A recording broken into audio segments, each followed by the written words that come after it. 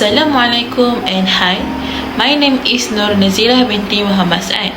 I would describe myself as someone who value teamwork, professionalism, and punctuality. These three skills shape the way I work and interact with others, and I believe they are key to success in any career.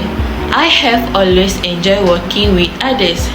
For me, teamwork is not just about sharing tasks, but also about supporting and learning from one another.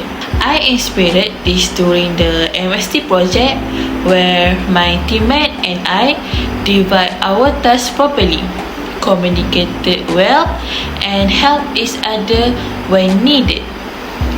I believe that being a team player makes work more enjoyable and efficient. I take my work seriously and always try to complete tasks with fully responsibility. To me, professionalism is not just about following rules. It's about being reliable, disciplined, and willing to solve problems. If I face challenge, I don't give up easily. Instead, I find ways to fit them. I believe that having a strong work ethic not only helps me improve, but also earn the trust of the people I work with. I believe that being on time shows discipline and responsibility. I always make sure to arrive early for work or meeting, so that I have enough time to prepare before starting any task. Besides that, I always like to complete my work before the deadline.